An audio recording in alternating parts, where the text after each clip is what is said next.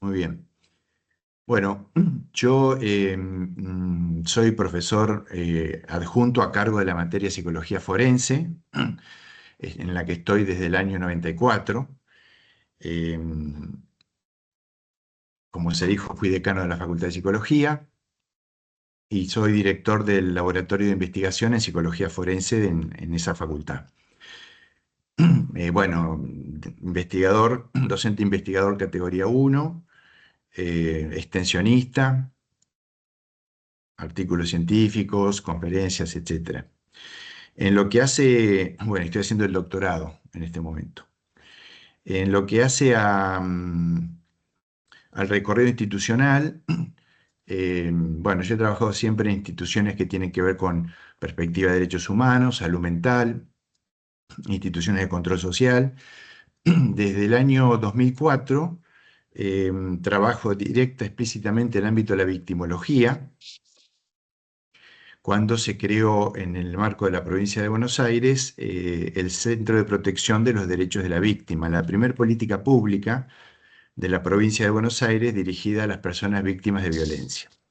Yo fui uno de los codirectores que armó el dispositivo, teniendo a mi cargo todo el área psicosocial del mismo. Luego, en enero febrero del 2008, con ese mismo equipo de conducción, pasamos a Nación, al Ministerio de Justicia y Derechos Humanos de la Nación, y integramos una unidad de investigación, una unidad de intervención en victimología creada por el gobierno en el programa de Eva Giberti, Las Víctimas contra las Violencias. Allí se nos asignó como tarea central ser el equipo técnico de la Asociación Civil Madres del Dolor, una asociación muy reconocida a nivel nacional e internacional, que por su visibilidad y su militancia en materia de derechos humanos y de las víctimas de violencias graves, recepta casos de todo el país. Bueno, ellas son madres que han perdido un ser querido, eh, pero no son profesionales, no tenían equipo técnico. Entonces nosotros fuimos quienes desde ese momento, 2008, trabajamos los casos, la casuística, digamos, ¿no? Un abordaje psicojurídico de atención, de demanda, de atención por presencia, de acompañamiento, hasta, en mi caso, el año 2024, donde finaliza mi tarea allí. Así que 20 años de trabajo en materia de acompañamiento y asistencia a víctimas de delitos graves. Eh, bueno, creo que ahí tenemos un panorama más o menos global. Investigando también, dirijo investigaciones actualmente en relación al acceso a la salud de personas privadas de libertad en Bien, distintas unidades penitenciarias. licenciado, a partir de esta experiencia que menciona, le quisiera preguntar si puede definir qué es un duelo traumático. Un duelo traumático, bueno, un duelo, un duelo es un proceso psíquico profundo ante una pérdida significativa. Puede ser una persona, puede ser un trabajo, puede ser la patria, puede ser algo muy significativo para esa persona. Freud plantea que hay un proceso, entre comillas, normal, digamos, de duelo.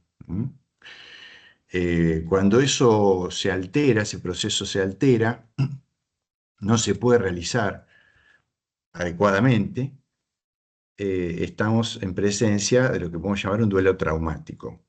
Es decir, hay algo de ese proceso que se obturó, que se cristalizó, que se dificultó y que da lugar a diferentes expresiones patológicas de disfuncionalidad, de sufrimiento. O sea, es un proceso caracterizado por el sufrimiento profundo, sufrimiento psíquico, que va generando desadaptaciones en cuanto a la vida cotidiana, digamos. Eso puede llevar también a diversas manifestaciones psicosomáticas, distintos tipos de problemáticas en la salud desde todo punto de vista, ¿no? No solo psíquico, quiero decir, sino también físico. Bien, ¿es habitual que ese tipo de duelo se prolongue durante años, licenciado? Sí, efectivamente, es posible, es muy posible, por eso es patológico justamente, esa es una de las características, porque el duelo normal cursa un desarrollo y finalmente puede el sujeto restablecer una vida razonable, digamos, ¿no? Cotidiana, por decirlo de alguna manera, entre comillas saludable. Pero un duelo traumático, patológico, tiene como característica que se cristaliza. Es un proceso que se cristaliza. El inconsciente no tiene tiempo, tiene otras dimensiones temporales diferentes a las que conscientemente, habitualmente en nuestra vida cotidiana llevamos. Se congela en el tiempo y tiene una característica de presente continuo. Por eso se habla de que se cristalizó el proceso de duelo. Se cristalizó quiere decir que no evoluciona, que quedó como detenido en el tiempo y ese tiempo tiene características de actualización, de actualidad, digamos, ¿no? ¿Puede afectar el funcionamiento emocional de una persona aun cuando conserve su juicio de realidad?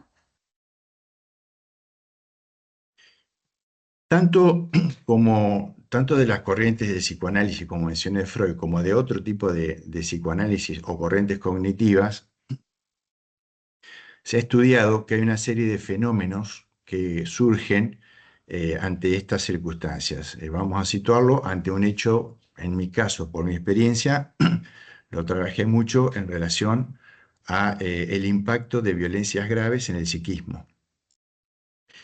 Hay un autor con el que tuve la fortuna de trabajar, con el hecho de Cromañón, que asistimos plenamente en esa catástrofe, que se llama Mordecai Ben Shakar o Moti Ben Shakar. Él es un autor, un psiquiatra, psicoanalista israelí argentino que ha hecho varias producciones. Una de ellas llama justamente una de sus obras Lo Disruptivo.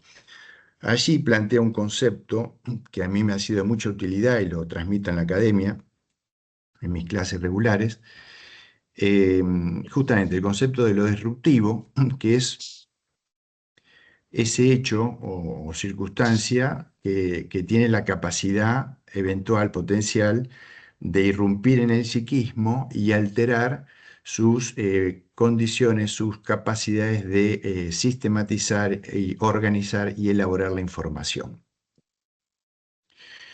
Esto significa que pueden faltar datos, que puede alterar la cronología, es decir, la persona honestamente vivencia que el hecho fue anterior, el hecho 1 fue anterior al hecho 2, pero en la realidad ocurrió al revés. Primero fue el hecho 2 y luego el hecho 1, pero ella lo registra debido a la afectación de la capacidad de elaboración de información por el hecho de violencia, lo registra como que fue en distinto orden. Del mismo modo, información de la lateralidad, algo que estaba en un sitio en la izquierda, lo ve como que estaba, lo recuerda como que estuvo en la derecha, ¿no? Eso nos ocurrió en un hecho que atendimos en la costa hace muchos años, donde un joven había sido violado por otros jóvenes y había percibido que el agresor tenía un tatuaje en el hombro izquierdo. Y así le dijo al fiscal, pero el fiscal estaba preocupado porque en realidad el sospechoso que lo habían ubicado tenía un tatuaje pero en el hombro derecho. Sin embargo, la víctima estaba convencida que era en el hombro izquierdo. Eso no es que esté mintiendo, sino que es una alteración en cómo registró la información y cómo la recupera posteriormente. Está vinculado con el concepto de memoria traumática. Le consulto, licenciado, ¿se requieren conocimientos técnicos específicos para poder identificar y comprender las consecuencias psíquicas que puede generar en una persona la pérdida violenta de un hijo o una hija, particularmente en casos de femicidios? No le escuché bien, discúlpeme, ¿me podría Te repetir? reitero la pregunta. ¿Se requieren conocimientos técnicos específicos para poder identificar y comprender las consecuencias psíquicas que puede generar una pérdida de un hijo o una hija, una pérdida violenta de un hijo o una hija, particularmente en casos de femicidios? Bien, sí, yo considero que sí. Justamente el ejemplo del fiscal que le decía, ese profesional no tenía esta concepción, este manejo, esta información, esta formación en relación a las violencias, y es muy importante porque uno puede entender algo equivocado, o sea, Y en el caso de la psicología forense, es decir, de la clínica de la psicología forense, es, ¿se requieren conocimientos técnicos específicos para poder identificarlo? sí, yo considero que sí, se requiere una formación específica en relación a esto, al impacto de las violencias en la subjetividad. Por mucho tiempo eso fue no tenido en cuenta, hasta que, bueno, fue cobrando fuerza en la bibliografía, en la formación, en el desarrollo de la disciplina, y de hecho en la formación en la facultad, hasta el 2009 esto no se tenía en cuenta, y a partir de ese momento fueron incorporándose en la currícula, en seminarios optativos, en las materias como la nuestra, por ejemplo, que fueron alojando estas temáticas, y hoy en día la formación del psicólogo, de la psicóloga, tiene mucho de estos contenidos, pero a partir de esa época, antes no los tenía, por el estado de desarrollo de la disciplina, ¿no? Del conocimiento. Anteriormente había desarrollado en relación a los impactos psicológicos que sufren familiares de víctimas de muertes violentas. ¿Podría profundizar sobre cuáles son los conceptos que utiliza la victimología para describir estos impactos?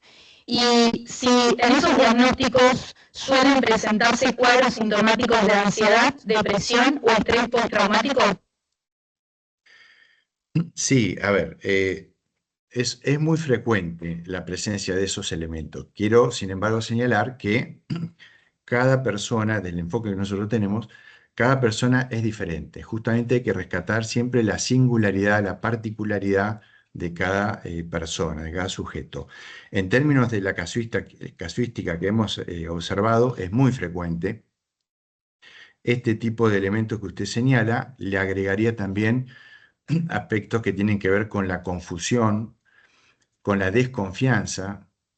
Es muy importante eso, la desconfianza, la confusión, la ira, pero también la soledad, una profunda sensación de soledad, de desamparo, de desubicación, porque ocurrió algo tremendo en su vida que jamás pensó que le iba a pasar, que en la casa, en la escuela, en la sociedad le enseñaron que eso no ocurría, que no estaba bien, y sin embargo le pasó a ella. Luego le puede pasar cualquier cosa.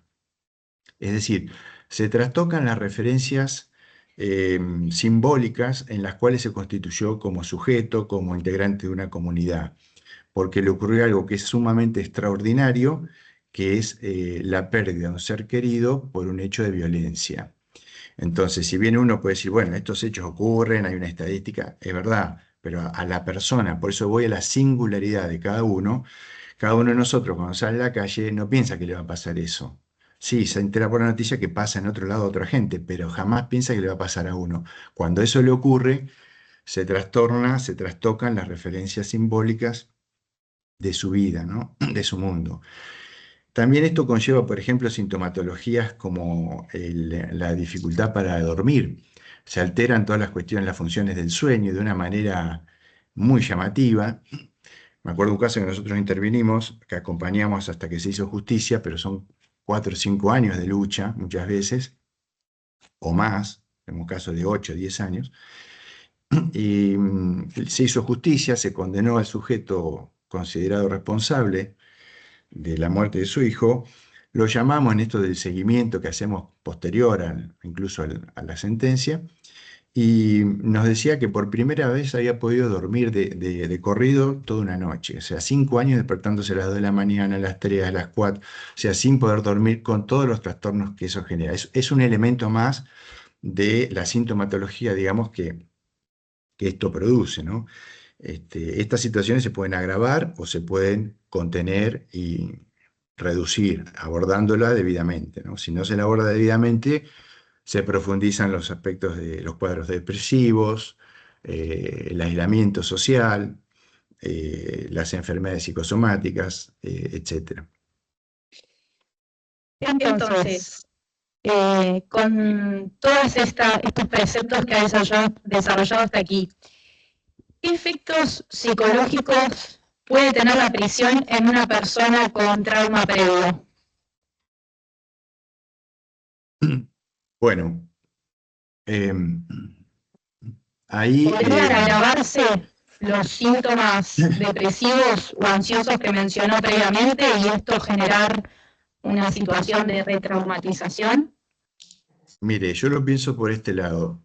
La cárcel es un dispositivo institucional que creo que no iba a decir ninguna originalidad, genera un deterioro en las personas privadas de libertad, por mejor condición de alojamiento que tenga, que en general no sucede, dicho sea de paso. Entonces, el encierro en una cárcel con gente que no se conoce por un tiempo prolongado, siendo objeto de cualquier hecho de violencia, de destrato, etcétera, con las condiciones habitacionales, por decirlo así, que podemos elucidar sin mucho análisis, todo ese conjunto configura un dispositivo de deterioro no solo físico, sino de deterioro de la identidad, porque ahí alguien está de una manera, digamos, entre comillas, antinatural. Nosotros somos seres libres, de libertad, de vivir en comunidad. Alguien que está encerrado ve alterado todas sus condiciones de vida.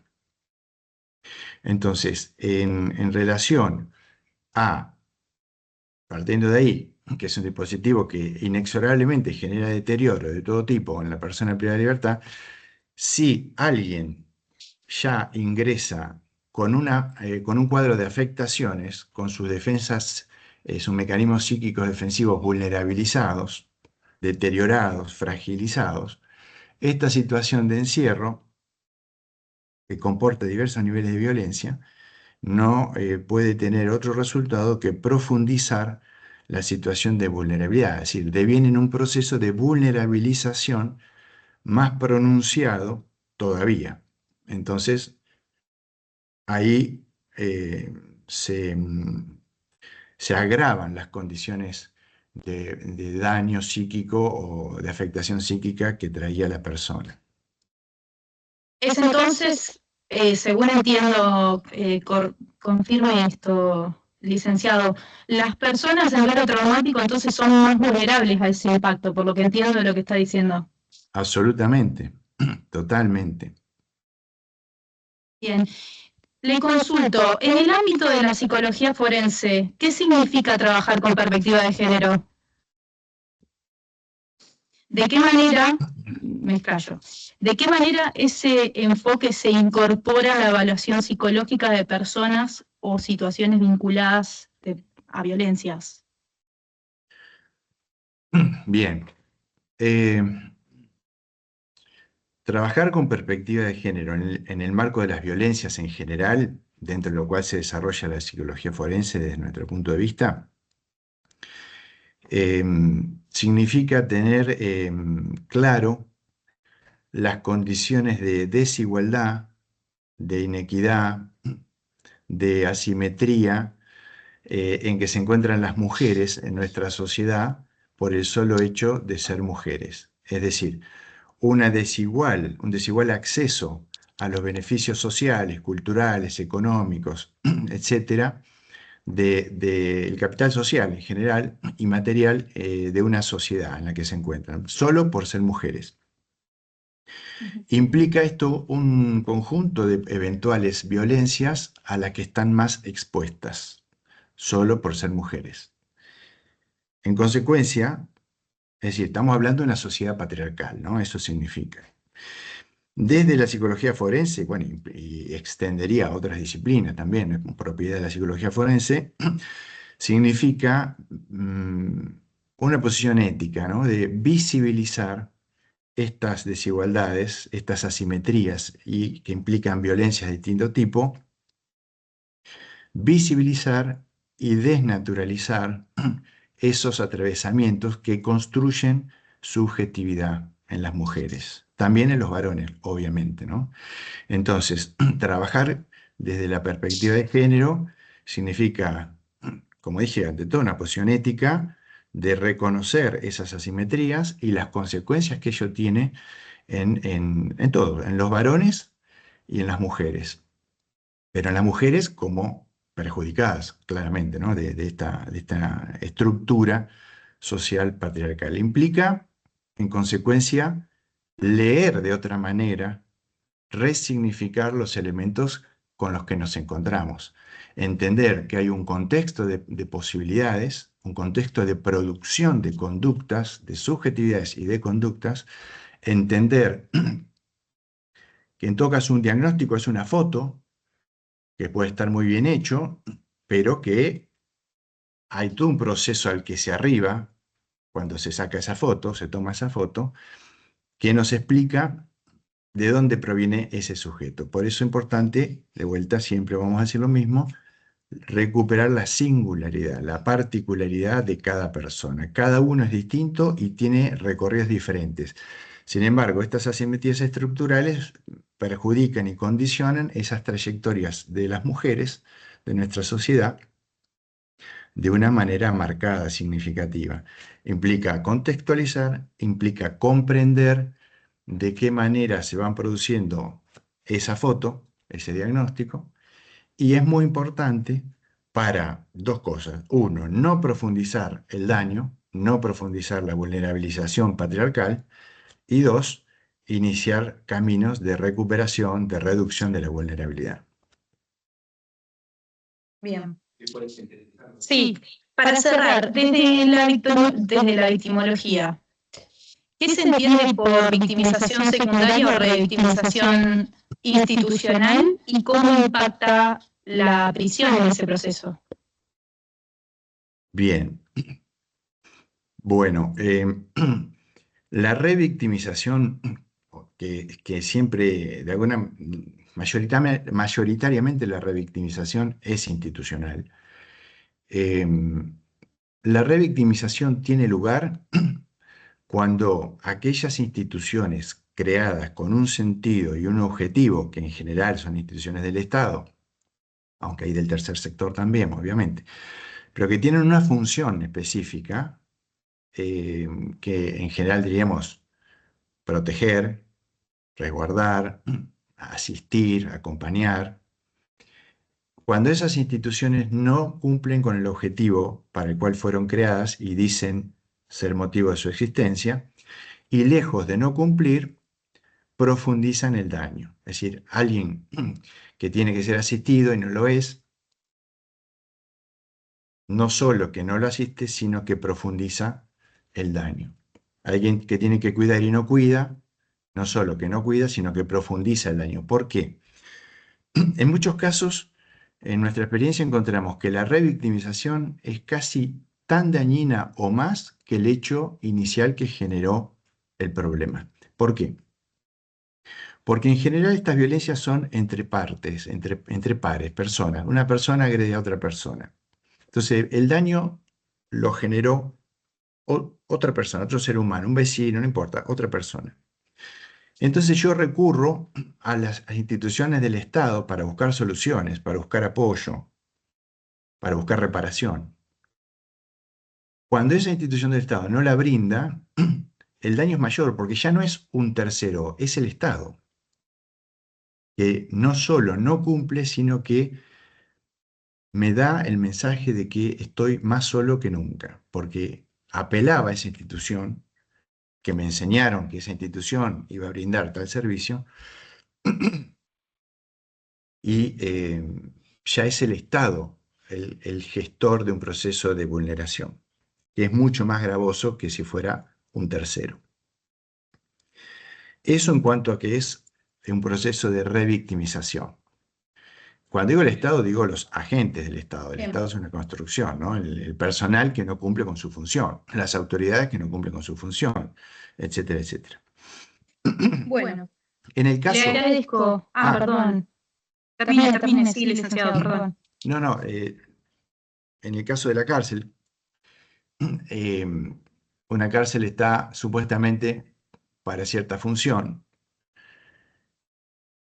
Como todos sabemos, la pena debe ser solo la restricción de circular libremente, pero también sabemos que pasan un montón de cuestiones del orden de las violencias que a veces escapan al control de las autoridades, del personal, y que contribuyen a deteriorar. Entonces, cuando eso ocurre, repito, en una institución estatal, eso magnifica el daño, ¿no? La sensación de impotencia, de impunidad, como dije, de profunda soledad, bueno, genera muchísimos efectos que son terriblemente dañosos y que cuestan un trabajo grande revertirlos, ¿no? Si se pone a trabajar en esa dirección. Le agradezco, licenciado. Muchas gracias. Muchas gracias. Sí. Yo, por mi parte, licenciado, levanto la mano para que me ubique. Soy el fiscal y voy a hacer una pregunta. Bien, puntualmente en esta incidencia, no me quedó claro, quizás no lo entendí, pero le voy a poner una pregunta concreta. ¿Usted entrevistó a la señora Patricia Godoy? No, yo no la entrevisté. Bien, otra consulta le hago. ¿Tomó vista, pudo revisar el informe del perito oficial de la Sociedad Pericial Burgos efectuado en la entrevista a la señora Patricia Godoy? Sí, lo he podido ver. Bien, ¿tiene algo que acotar respecto del mismo? Respecto a las conclusiones a la que arriba. Es Bueno. redundante la pregunta. ¿Cómo? Es redundante la pregunta porque se explayó. No sé. Porque se explayó durante toda la entrevista sobre cuestiones vinculadas al diagnóstico. Yo demando sobre la conclusión del perito. No hizo referencia en ningún momento a la conclusión de la pericia. Lo dijo, pero está bien. Yo no entendí. Creo que no lo pronunció el tema perito Burgos. No fue específico del perito, pero sí sobre un diagnóstico que es una foto, cómo se construye, la importancia de la historia de vida y la singularidad. Estoy hablando específicamente sobre el diagnóstico Sí. del perito Burgos. Bien. A ver, licenciado. Perdón, entonces, ¿cómo hacemos? No, si pudo ver, si revisar el informe del perito Burgos y respecto a las conclusiones, si tiene algo más que agregar. Bueno, me es difícil a mí agregar algo sobre un colega cuando yo no vi a la persona que él entrevistó. Sería un poco irreverente y hasta antiético de mi parte. Sí, el entendimiento de qué es un diagnóstico. Uy, ¿hola? Se escucha. Ah, yo les perdí la cámara. Bueno, no los veo, pero sigo hablando. Sí, es un diagnóstico, es eso, es un recorte, es una foto de un momento. Por lo que veo son siempre bastante acotados. Y bueno, y a veces, bueno, yo tengo mis dudas, mis preguntas, pero no lo puedo afirmar porque no he entrevistado. Pero sí acerca de en qué medida se recoge esto de la singularidad y la particularidad de cada sujeto, ¿no? A veces parecen un poco estereotipados algunos diagnósticos. De hecho, a veces se habla de una mujer en masculino en el contexto del diagnóstico. Es como raro, ¿no? En fin, pero bueno, son cuestiones más generales, ¿no es cierto? Bien, muchas gracias, licenciado. Quiere preguntar, le va a Por nada. preguntar algo al estudiante particular criticado, licenciado. ¿Cómo no? Buenos días, levanto la mano para que me vean. Buenos días. Ahí va. En el mismo sentido que realizó la pregunta el representante del Ministerio Público Fiscal, él habló de la pericia del doctor Burgos o del licenciado Burgos. Licenciado, sí. Quería preguntarle si pudo visualizar o se le corrió vista de la pericia que realizó el psiquiatra forense Pablo Román Fortes. Encuentro que las conclusiones son muy contradictorias a lo que expuso. ¿A lo que expuso quién, perdón? A la que puso quién le pregunta. A lo que expuso el doctor Pablo Román Fortes, psiquiatra forense. Si puede agregar algo sobre sus conclusiones. Claro, si la leyó. No, la verdad que no la pude leer bien. No, o sea, Ok, no la leí, perfecto. no la pude leer. Entonces no tengo más preguntas. Ok. Gracias. Los escuchamos, ahora no sé quién va a hablar de ustedes, porque la finalidad, obviamente, de la audiencia es escuchar, en primer lugar, los peticionantes y luego le damos la palabra a la Fiscalía y en este caso al representante particular del Estado. Les pido la mayor síntesis en la medida de lo posible. En la medida de lo posible. Gracias.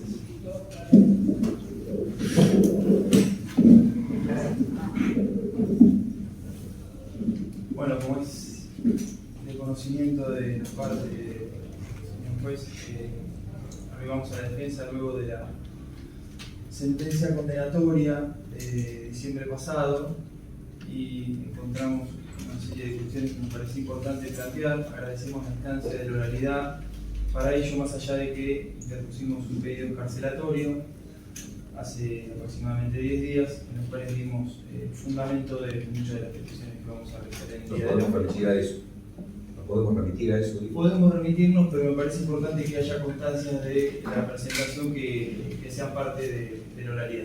Si usted lo dice, ya queda plasmado, doctor. Queda plasmada Sí. la remisión a la presentación Claro, de y la excarcelación, presentación. pero me parece importante resaltar algunas.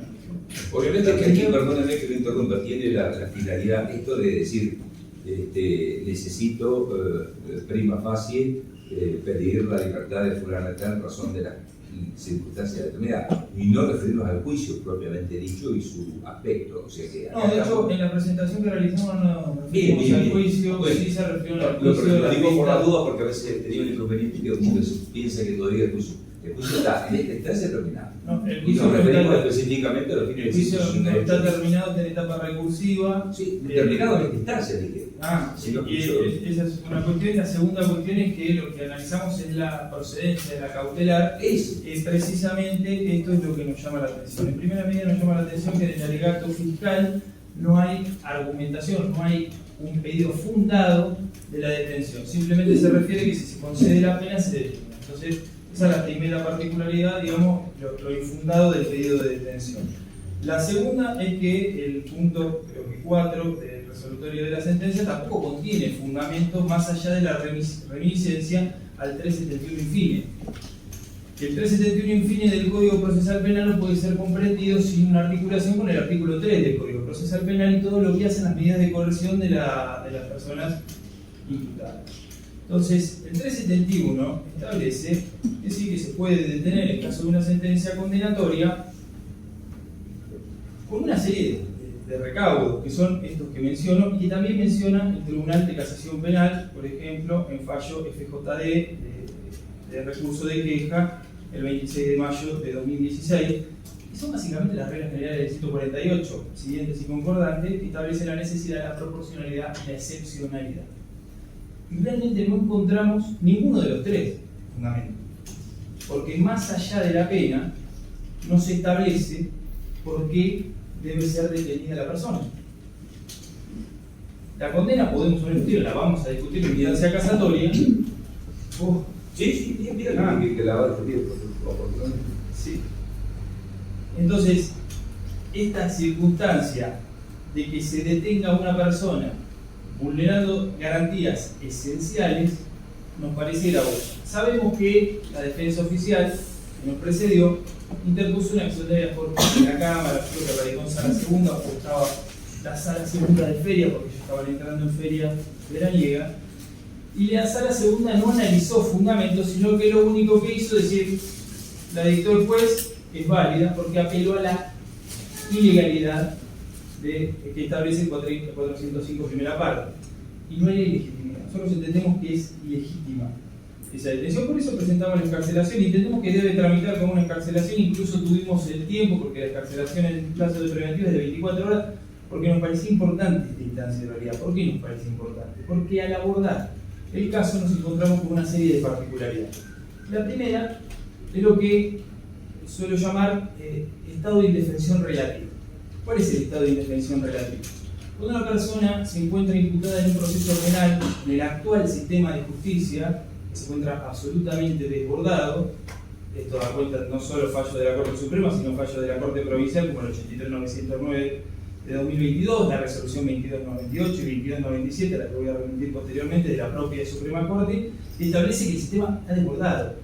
Y ese sistema desbordado hace también a las defensas oficiales. Y más allá de la buena predisposición, buena voluntad, empatía que ha generado la doctora Ripani para con quien ahora es nuestra defendida y la tenacidad que tuvo para su defensa, no hace a un montón de cuestiones que al no poder abordar adecuadamente por el cúmulo de trabajo que tienen las defensorías oficiales en ese caso, obviamente que terminan haciendo ello. La primera cuestión que nos parece insólita a esta altura, porque lo plantearon en las vistas, porque contestaron por vistas. No sé si les corrió vista del tribunal, pero aparecieron dos vistas de fiscalía y de particular implicado, no de la doctora, sino de un doctor. Sí. Es que se vincule a nuestra defendida al coimputado cuando no existe ninguna vinculación. No existe ninguna vinculación en la investigación anterior, no existe ninguna vinculación en esta, y no existe ninguna vinculación entre las personas que están en el público hoy y las personas que estuvieron el día de la sentencia. Las personas que estuvieron el día de la sentencia, excepto las hermanas que no tuvieron nada que ver con lo que sucedió, no tienen vinculación con nuestra defendida. Eso es lo primero. Lo segundo que llama la atención es que el 371 infine establece la posibilidad de aumentar o disminuir las condiciones. Acá se pasó de 0 a 100. Acá la persona estaba en libertad plena y se la detuvo. No hubo una morigeración en el medio, no hubo ninguna circunstancia previa que permita cumplir, si se quiere, con algún fin de la medida cautelar, que no se estableció tampoco, pero ponele que cumplir con algún fin. Yo tenía juicio el año pasado, perpetua con domiciliario. Entonces, hay situaciones para las que sí y hay situaciones para las que no. Y esa desigualdad es la desigualdad estructural que recién mencionaba Doña Tibia. Más allá de que sea consciente o inconsciente, se patentiza en los resultados. La señora Patricia Godoy transita ya su tercer mes de privación de libertad en una unidad penitenciaria que inspeccioné varias veces y que conozco al detalle los gravames que provoca. Ahora, en esta situación de estado de indefensión relativa, como mencionaba, no hay un conocimiento fundado de un montón de cuestiones que se dieron en el proceso, que se dieron en el juicio y que se dan ahora. Pero a lo que vamos, para sintetizar, como requirió usted, nosotros pedimos la excarcelación extraordinaria, el arresto domiciliario en su caso, en subsidio. Entendemos que procede por el 161 inciso primero. Es una pena de menos de 8 años. Estamos revisándola. No se puede tener la firmeza cuando no existe. Por el 170, la señora Patricia Godoy está al cuidado de su hermano, una persona que hace recurrentemente diálisis, procedimiento médico de diálisis, y que requiere el cuidado de ella, que vive con su padre de 73 años. El hermano tiene, si no me equivoco, 48. Esto no consta en el expediente, ahora vamos a acreditarlo. También acreditamos toda la historia clínica que obtuvimos a través de los servicios públicos de la salud y oficial por la ley 5177 que acompañamos en el día de hoy, la obtuvimos en el día de ayer, así que también está a las partes. Y en este proceso de tratar de reparar en algo esta secuencia de estado de indefensión relativa que mencionaba anteriormente, nos parece importante establecer algo que se da en la sentencia y que se da ahora, es la tremenda injusticia de pensar que se puede suplir otra injusticia, como fue la del señor Martínez en el otro proceso, con una injusticia mayor. Nosotros tenemos claro quiénes son los responsables de la injusticia que padeció Martínez, y no es Patricia Godoy. Patricia Godoy no había declarado y ya estaba privado de la libertad. El fiscal y el juez que son responsables de eso. Y está dicho por la propia Cámara. Y no fue una, sino que fueron dos las detenciones que tuvo. La ruptura total de la excepcionalidad de la prisión preventiva y de las detenciones, rompiendo el estado de inocencia, son las que obturan, no solo en el caso de Martínez, sino en el caso de Mario Vallejo, sino en el caso de los feriantes, que estuvo usted en este tribunal y estuvieron 5 años privados de libertad y absolvió absolutamente a los 6. En el caso de Miño en el Tribunal 5, que tuvo 6 años privado de libertad y también salió absuelto, son estructurales del sistema. Entonces, que el sistema quiera correr esa responsabilidad nos parece tremendamente. Particularmente con la señora Godoy y con lo que pudimos tomar conocimiento de ella. Ahora, respecto de la expertise del señor Xavier Onati, el licenciado, además de ser decano de la Facultad de Psicología, haber establecido que es experto en victimología, que fue director del área psicosocial, Lo escuchamos. de todas esas cuestiones de calificantes, digo, de su expertise, estableció una serie de cuestiones que son importantes. Cuando se refería a la pericia psiquiátrica y a la pericia psicológica, se busca, decir, bueno, no tiene el juicio de realidad alterado. Si uno saca la foto de un diagnóstico, la pericia no tiene juicio de realidad, para nada alterado. Juicio de realidad. Es distinto a las consecuencias que tiene el hecho traumático por violencia grave que sufrió, que también es responsabilidad del sistema. Porque en el caso del femicidio de su hija, no fue abordado en ningún momento como femicidio cuando los estándares del CEDAW establecen que tiene que ser abordado como femicidio. Fue abordado como abreviación de causales de muerte. Lo mismo sucedió en el caso de Joana Ramallo. Y lo mismo sucede en un montón de casos. Que desaparecen y las establecen que hay una averiguación de causales de muerte, cuando lo que tienen que establecer es que hay un posible femicidio. ¿Qué modifica eso? Los parámetros de la investigación. La tenacidad, como decía anteriormente, respecto a la Venezuela, pero de los servicios públicos para buscar averiguar la justicia en ese caso concreto. Y en el caso de la hija de Patricia sucedió eso. Entonces, es una triple vulneración. Es la vulneración que sucedió antes, es la vulneración que sucedió cuando llegó la DDI a declarar, diciéndole que iba a declarar o iba a ir por el proceso de femicidio de su hija y termina declarando la presencia. Y ahora, esta tercera revictimización con una sentencia no firme y una privación de libertad que consideramos a todas luces ilegítima. Ahora, ¿cuál es el problema de estos diagnósticos que establecen el juicio de realidad sin establecer la singularidad de la persona que está sentada enfrente? El problema no se trata de la discusión de la expertise o la profesionalidad del licenciado en psicología de Burgos, de la asesoría policial, y lo conozco, más de 20 años que en el foro y sé que está en la asesoría policial hace más de 20 años. El problema de esa situación, la repetición de informes y la copy-paste, como puse anteriormente, de esas situaciones, es que no establece la singularidad. Es que no establece que vivió un hecho traumático, que no establece cómo funciona ese hecho traumático, y acá tenemos la cita doctrinaria del señor Oñatibia, del licenciado Oñatibia, respecto de todo lo que hace las violencias graves por el licenciado Bexacar. Entonces, este concepto de lo disruptivo que es el psiquismo, la violencia grave padecida, incluso con el paso de los años, es un concepto que tiene que ser valorado en términos de la posibilidad de que ella vuelva el día de hoy a la encierro. El cuadro psíquico defensivo de depresión que estableció también el licenciado Oñatibia, que cuadra exactamente en la situación que vive la señora Godoy, también debe ser valorado al momento de establecer la concesión de la excarcelación que solicitamos o en su defecto subsidiariamente la morigeración con arresto domiciliario. Yo lo que voy a consultar ahora es si se le va a dar vista a las partes, sí, porque hay una de las partes que no se conectó siquiera de forma telemática. No, está bien, de cualquier manera está pero presentó una vista, entonces yo lo que quiero saber es si contesto ahora o contesto después. Claro, el tercer particular. No, pero acá va a valer lo que surja de esta audiencia, doctor. Ese escrito no vale. Absolutamente. Sí. Lo que pregunta es si ese escrito tiene validez. Acá él presentó un escrito. Claro. Sí. Sí.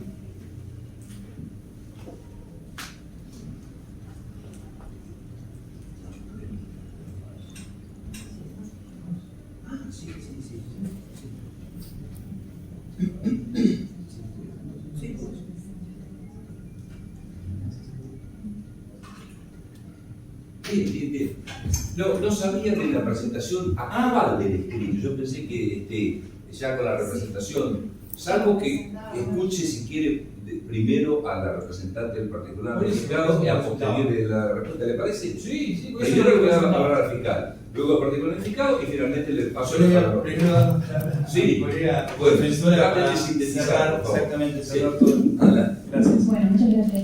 Para abonar en los argumentos en esta petición de libertad para Patricia Godoy, nos gustaría poder profundizar en relación a cuestiones que no se tuvieron en cuenta para la excepcionalidad del artículo 371, en fin, disculpe. Cuestiones como, por ejemplo, el arraigo residente de nuestra asistida, que lleva más de 50 años viviendo en el mismo barrio, en las mismas manzanas, que tiene vínculos familiares cotidianos y asiduos, que ha tenido un vínculo con su comunidad en su barrio durante todos estos años, participando no solamente en la comunidad de manera activa por medio del comedor de una olla popular, sino también en relación a la prevención de las violencias por razones de género, ofreciendo acompañamientos y talleres en relación a la temática.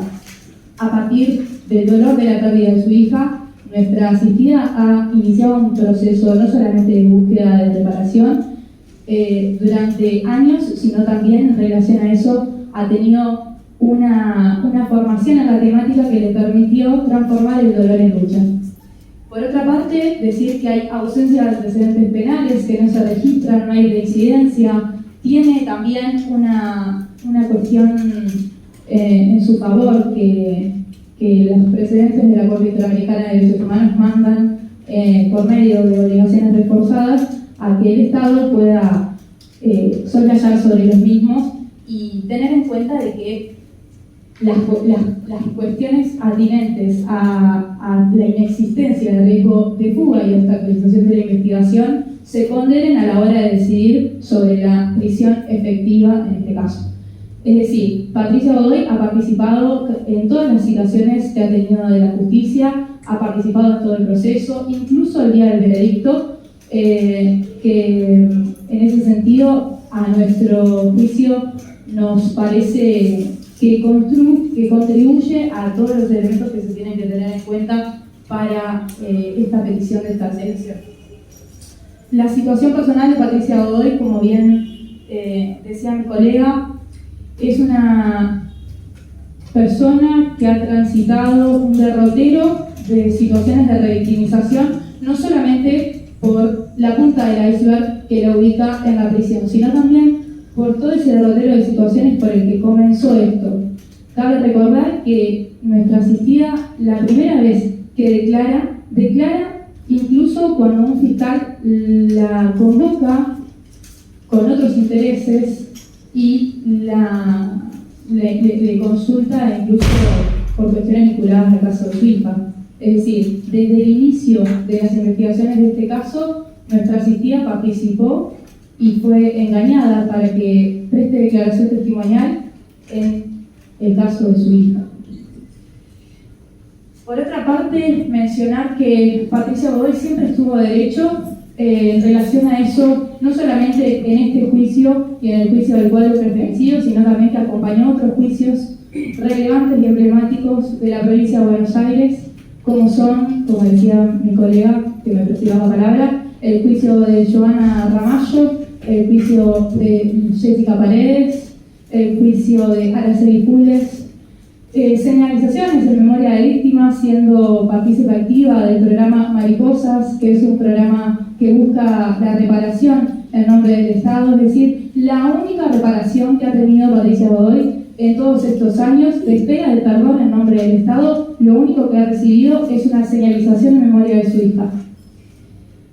También decir que Patricia Godoy es, según las categorías que ilumina el último informe de CEDAW, que invito a que lean, de febrero de este año, sobre las condiciones del Estado argentino, establece categorías como defensora de derechos humanos o también como cuidadora comunitaria. Patricia Godoy es defensora de los derechos humanos de las mujeres y es cuidadora comunitaria.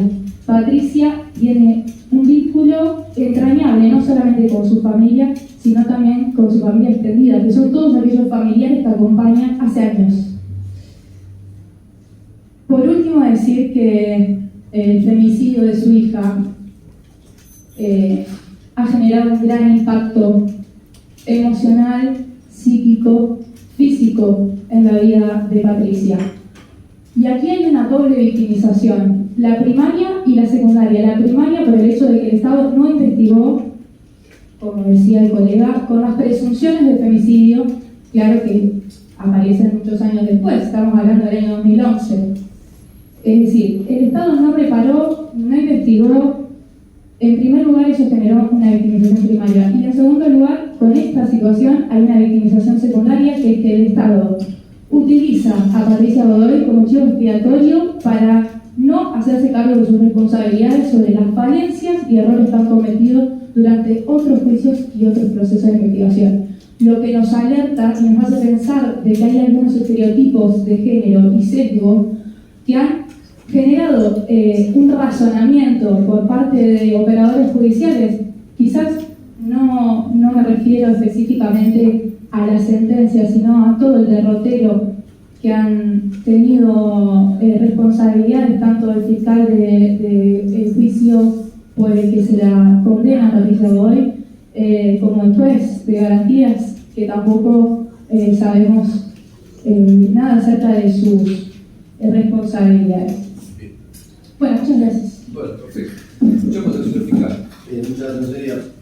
Sí, voy a aplicar yo la situación que dio la defensa. Se nos otorgó vista de la solicitud presentada y se pidió en tal sentido. La ratificamos. Debo advertir también que se quejó previamente con la defensa respecto de algún párrafo que no hace referencia a la existencia de la sentencia. Entiendo que manifestamente causable, pero ahora, en todo caso, ese último párrafo de la primera hoja, a criterio de la defensa, se puede desistir, pero sí vamos a mantener la posición respecto del fundamento. Los fundamentos utilizados allí los vamos a ratificar. Básicamente estamos describiendo las circunstancias establecida en el 371, esto es los peligros procesales que habilita la introducción de esta medida de cautela que encontramos dentro del caso transcurrido y la fundamentación de daños proporcionada. Toda vez que tiene que las finalidades, entendemos que el experto interno del Ministerio Público Fiscal, a criterio de la acusación que esta parte se encuentra combinada a llevar adelante, respecto de asegurar tanto la presencia del imputado como el sometimiento del proceso, asegurar la aplicación, esto es, de la justicia considerada institucionalmente, que no se vea afectada por alguna situación que pueda eventualmente correrse con la ejecución del fallo que al criterio del Ministerio Público Fiscal, la pena que se encuentra en la expectativa, está ahora con mayor fuerza que respecto antes de la celebración de la etapa penal propiamente dicha. En tal sentido, entendemos, y tal cual lo describimos y lo volvemos a ratificar, uno de los elementos que también tanto la Comisión Interamericana de Derechos Humanos como también la Corte, los fallos así relatados, establece como un elemento objetivo el monto de la pena que se encuentra en la expectativa, que habilita a solicitar esta medida cautelar. Por otro lado, la inferencia racional de los elementos objetivos, esto es ya la celebración de la etapa penal propiamente dicha, la existencia de una condena sí recurrida por una parte, aproxima y implementa ese riesgo que se debe valorar al momento de sostener la medida cautelar. Entendemos que a criterio de la aprobación con el Ministerio Público Fiscal, ese riesgo no se puede sino atenuar con la medida cautelar por vigente. Comparto respecto de los otros procesos que refirió la defensa, comparto el criterio, no tengo nada así, pero sí respecto de esta incidencia debo sostener la medida cautelar a tenor de lo solicitado por el juez respecto de la ratificación sucinta de los argumentos. Entendemos que estamos en condiciones de asegurar ese riesgo que no pueda ser afrontado por otra medida cautelar menos atenuada, como sostiene la defensa. Y por otro lado, es muy interesante también lo que trajo el perito de parte, pero entiendo que no se contradice abiertamente al criterio del Público Fiscal con lo traído por el licenciado Burgos, precisamente por el psiquiatra forense de la acción pericial. creemos que resulta atinado lo manifestado por el mismo. Con todo el esfuerzo nosotros tenemos que los riesgos vigentes están neutralizados con la medida de operador vigente, por eso no vamos a acompañar por el momento la solicitud de la. Bien, escuchamos a la doctora. Adelante, doctora. Gracias, su señoría. No sé si me escucha bien ahí. Sí, la menciono, José, el nombre, el apellido suyo es Chapu. Chapu. Belén Elizabeth, para que quede grabado. Así es. Bueno, en primer lugar, esta parte que es particular damnificado va a respaldar lo manifestado por el representante del Ministerio Público Fiscal, pero además de eso quiero puntualizar dos cuestiones. La primera que tiene que ver con una objeción que hizo la defensa cuando hablé del psiquiatra forense, del doctor Pablo Román Fortes, que si se me permite puedo leer esos 3 renglones que quería que lo escuche el perito experto, en donde el doctor descarta la existencia de patología psiquiátrica en la condenada Godoy y constata su autonomía psíquica, por lo que no surgen recomendaciones en cuanto a las medidas jurídicas a adoptar en la instancia morigeratoria. Sin explayarme más, dijo que la examinada se presentó a la entrevista deambulando por sus propios medios en buen estado de higiene, arreglo, tranquila, procedente, lúcida y con la actitud psíquica activa. Se orientó en persona, lugar, tiempo y mantuvo el nivel atencional tanto espontáneo como voluntario en todo momento. Que la efectividad se mostró igualmente conservada, su juicio crítico le permite diferenciar lo conveniente de lo inconveniente y lo permitido socialmente de aquello que no lo está.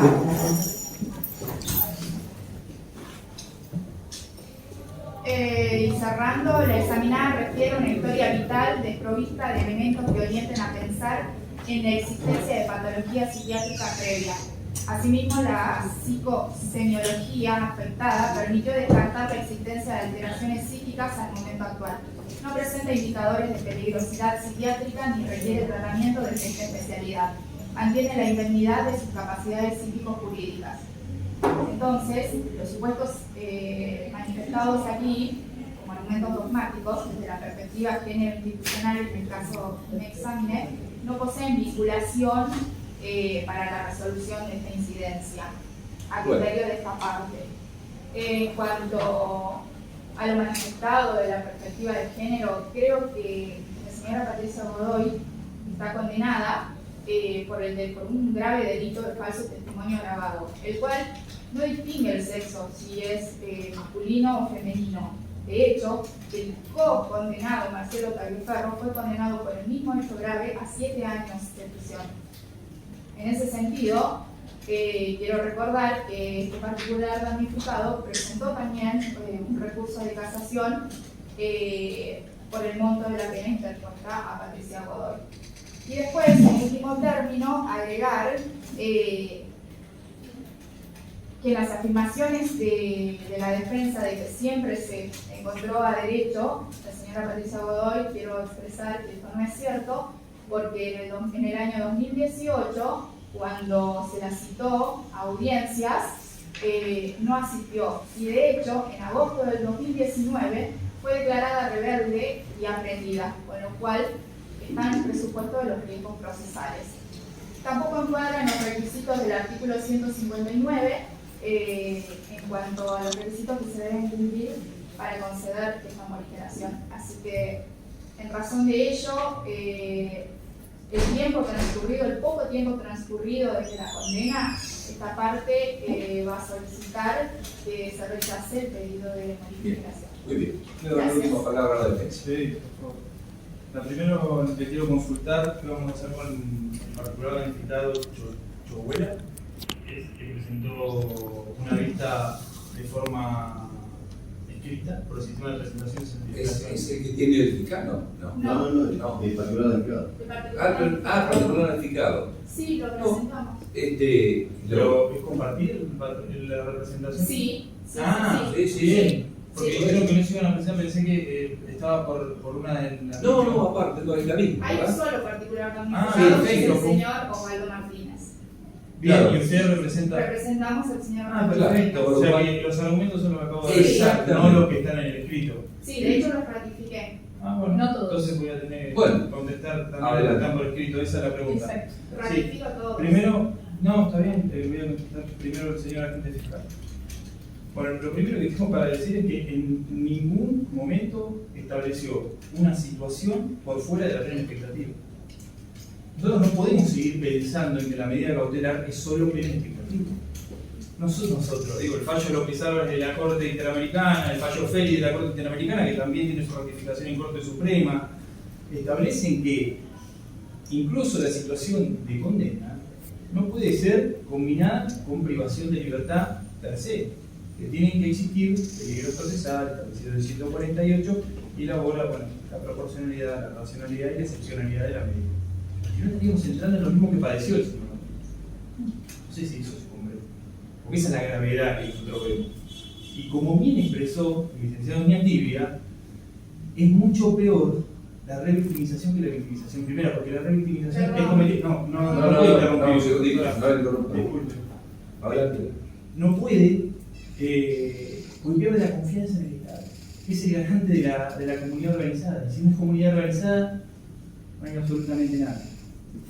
Entonces, eso es lo primero. Lo segundo es, el señor agente fiscal ratificó, nosotros no es que nos agraviamos, sino que lo que pedimos, que yo entiendo que lo hacen todos en el Ministerio Público, copian y pegan un informe del 96 de la Corte Interamericana. Ese recorte que algún fiscal hizo en algún momento del tiempo del sistema de justicia está mal, porque es un recorte que pierde el contexto. Ese informe, que Peirano Basso, y el informe 1296, es sobre el caso Jiménez, de la Comisión Interamericana, en el cual resolvió que la prolongada privación de libertad sin condena del señor Jiménez constituye una violación a la Convención, expresa su reconocimiento al Estado argentino por el significado avance logrado por la aprobación que establece la duración de la prisión preventiva, y sobre el 2x1 y sobre la condena genocida. ¿Qué tiene que ver eso con la procedencia de la cautelar en la presente? Absolutamente nada. Entonces, y no voy a seguir, podría leer la cita textual, si quieren la acompañamos por escrito para hacer más sintético, pero en lo puntual, digo, voy a tachar de nulidad esa cita, porque es una cita descontextualizada sobre un caso gravísimo y que además tuvo el fallo Peirano Basso en 2009, el fallo Jenkins, todos con Argentina, el fallo Hellman, el fallo López Álvarez, de Corte Interamericana posteriores a este informe y que establece la excepcionalidad de la prisión preventiva y cuáles son los requisitos para poder establecerla. Entonces, esto que copian y pegan todos en el Ministerio Público Fiscal no es solamente algo es gravísimo para esta parte y para cualquier defensa. Porque no encuentran argumentos por fuera de la plena expectativa y utilizan estos que violan los principios de objetividad que se tienen que tener, los principios de culpabilidad para establecer una prisión preventiva. Ahora, respecto de establecer una contradicción entre Burgos y Oñatibia, parece cegado. Burgos dio su parecer y Oñatibia dio el suyo. Oñatibia dijo, el informe es un diagnóstico, es una foto. Ahora, hay que perderse ahorita la película, porque la película es mucho más grande que esa foto. Pasa lo mismo con el perito psiquiatra Fortes. Lo que acaba de leer la doctora es un informe psiquiátrico. Dice que cuando llegó estaba lúcida. ¿Eso establece que no pueda tener algún problema de depresión? ¿Saben qué lo establece que tiene un problema de depresión? Todos los informes que acompañamos del año 2011 a la fecha, en los cuales desbordaba y recurría a la sanidad del barrio, recurría al hospital Leonet, recurría a diferentes instituciones de la salud pública porque no podía más con su ser, con ella misma. ¿Y por qué? Por las graves vulneraciones que tuvo, principalmente por ser mujer. Por las graves vulneraciones que tuvo, principalmente por la violencia institucional que se ejerció contra ella. Entonces, esa situación, esa circunstancia no puede ser obviada, no puede dar lo mismo. Le puede dar lo mismo al tribunal, pero tampoco le puede dar lo mismo al Ministerio Público. La situación de los particulares identificados, obviamente que tiene un interés particular y eso excede, porque no es algo del funcionario. Ahora, cuando nosotros hablamos de la privación de libertad y los riesgos que tiene la misma, estamos hablando del fallo Plácido Sá Carvalho, con Brasil, de la Corte Interamericana, que estableció que la situación actual, en ese momento en la cárcel de Brasil, pero acá con el 162% que tenemos de sobrepoblación, es ilícita. Y usted también lo tiene reconocido en varios fallos, en los cuales ha compensado por pena ilícita. Esa situación también es gravosa. Entonces, ¿a dónde vamos a ir? ¿A qué situación vamos a ir? Porque es como nosotros tenemos la presentación de recursos casatorios, que mejoraremos, tuvimos audiencia y demás. La particular damnificada también presentó un recurso, se anula. No hay menos por menos más. Al contrario, esta es la potencialidad absoluta del agravamiento de los derechos, de la vulneración de derechos. En su caso de Martínez, ahora de Patricia Godoy, pero siempre se sostiene el statu quo, siempre se sostiene el sistema. El sistema siempre de la forma más corporativa se cuida.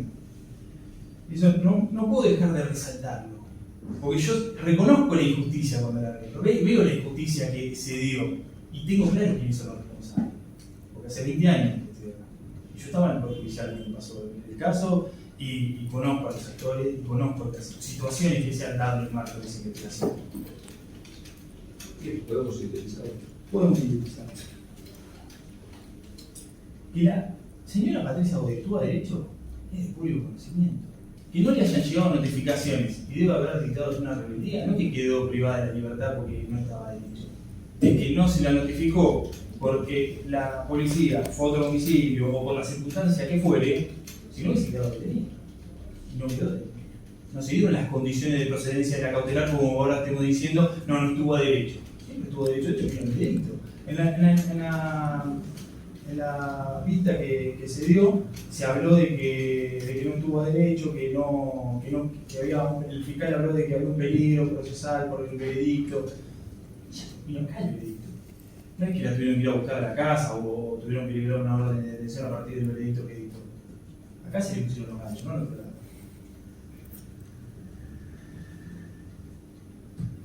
Y hablar de poco tiempo de privación de libertad, ¿qué quiere disfrutar la condena ahora si no está firme? Eso es lo que yo entiendo en mi incomprensión por parte del bloque acusado. No se está comprendiendo que no hay una condena firme acá. Que no se tiene que ejecutar pena. La pena vendrá en su caso si la tiene firmeza. Esto es una medida cautelar. Por eso no es que uno lo que dice es precisamente lo que hablaba al principio. ¿Hablamos de la sentencia o hablamos de la procedencia de la cautelar? Es una cuestión procedimental básica, por lo menos para esta parte. Sí. También nuevamente nos alertan los estereotipos de género, de pensar que una víctima de violencia por razones de género tiene que estar desvencijada o tiene que estar en condiciones subjetivas psíquicas públicas. En otro orden de cosas es pensar que es un estereotipo de mala víctima. Pensar que es una madre vengativa también es un estereotipo de género que tiene como contraparte buscar a varones víctimas. Así que, por esa parte, decir que nuestra asistida Patricia Godoy ha tenido permanencia en grupos de ayuda mutua de familiares, porque también cabe resaltar que las historias clínicas que enviamos esta mañana al tribunal dan cuenta de la larga trayectoria de sus dolencias que fueron atendidas en el servicio de salud, pero también debemos decir que la mayoría de las veces que Patricia Godoy tuvo descompensaciones o que ha tenido crisis de angustia elevada, la han asistido otros familiares de víctimas e incluso su propia familia, su hermana, que es de estrecha red familiar. Esto es y se debe a una cuestión de vulnerabilidad y de la interseccionalidad que tienen las violencias que transitan mujeres pobres, que justamente tienen que ver con no tener recursos para pagar un abogado o una abogada, con no tener recursos para ir a pagar un tratamiento psiquiátrico y psicológico, y también eso nos pone ante una situación de tener que mirar con otros ojos, y que son los ojos de la perspectiva de género. Acá también tenemos que poder darle lugar a la perspectiva de género y ver que las condiciones de detención a las que está actualmente Patricia Godoy, incluso cabe mencionar también que pedimos el tratamiento psicológico psiquiátrico luego de la detención, y una sola vez se le asistió a Patricia Godoy dándole una medicación que es la quetiapina, que tiene que ver con una medicación antidepresiva y para dormir, porque nuestra asistida no estaba pudiendo dormir. Ahora, eso no es un tratamiento psicológico psiquiátrico permanente. lo que genera las cuestiones de agravamiento a las condiciones de detención de nuestras detenidas, que también son importantes para tener en cuenta la petición de carcelación. Bueno, le vamos a dar la palabra al señor fiscal si queréis, como una contrarréplica. No, Y luego, ya la rápidamente, algo que me quedó también. Bien, perfecto. Entiendo, con todo respeto a la doctora de la defensa fiscal, que la persona antes no estaba en estado de detención, que merece mayor respeto a la doctora. Y después, respecto a esto último que dijo la defensa, entiendo que debe oficiarse al Centro Penitenciario Bonaerense respecto a que se efectúe nuevos conocimientos psiquiátricos psicológicos a establecer la patología, en su caso se ve el objetivo que debe asignarse a la patología constatada. bien, usted tiene presente. Doctor. Sí, no me quiero explayar mucho en esto de la cuestión de género, pero solo acotar de que la condenada hoy que está acá presente no está condenada por su condición de mujer, está condenada por su accionar delictivo, que como dije anteriormente no distingue entre hombre y mujer. No hay mucho más que explayarse en ese tema. Bueno, muy bien. Estaremos resolviendo a la mayor brevedad. ¿Me queda la última? Sí. Siempre la última palabra. Adelante, por favor. Muchas Vamos a gracias. ver de qué pueda. Sí, ya es una última.